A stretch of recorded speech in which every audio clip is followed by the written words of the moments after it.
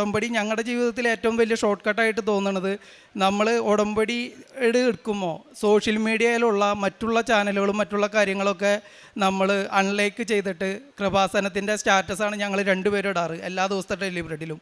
അതേപോലെ ഉടമ്പടി ധ്യാനങ്ങളാണ് ഞങ്ങൾ പങ്കുവയ്ക്കാറുള്ളത്.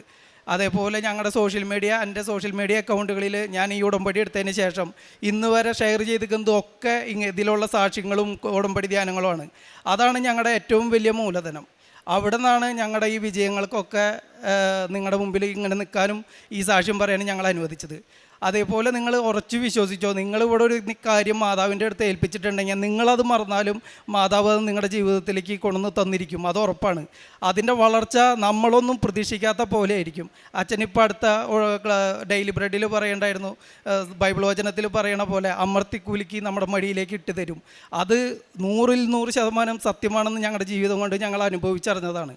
അതുകൊണ്ട് തന്നെ ഞങ്ങൾക്ക് ഇവിടെ വരുന്നത് ആവശ്യമില്ല, ആവേശമാണ്. അപ്പോൾ അതുപോലെ തന്നെയാണ് നിങ്ങളുടെ അടുത്ത് ഓരോരുത്തരുടെ അടുത്തും പറയാറുള്ളത്. നമ്മളിപ്പോൾ ഒരു AC വണ്ടിയിലിരുന്നിട്ട് ജനലുകളൊക്കെ തുറന്നിട്ട് AC ഓണാക്കിയിട്ട് അതിൻ്റെ തണവ് പോവും എന്ന് പറഞ്ഞ പോലെയാണ് നിങ്ങൾ ഈ ഉടമ്പടി പ്രാർത്ഥന കേട്ടും ധ്യാനം കൂടിയും ഇത്രയും ത്യാഗം എടുത്ത് ഉടമ്പടിയൊക്കെ എടുത്തിട്ട് നിങ്ങൾ ഈ സോഷ്യൽ മീഡിയയിൽ റീൽസുകളും മറ്റും കണ്ട് നമ്മൾ പ്രാർത്ഥിച്ച് കഴിയുമ്പോൾ നമുക്ക് കിട്ടണ വിശുദ്ധിയും നമുക്ക് കിട്ടണ കൃപയും ചോർന്നു പോവും. നമുക്കതിൻ്റെ സോഴ്സ് നമുക്ക് കിട്ടില്ല.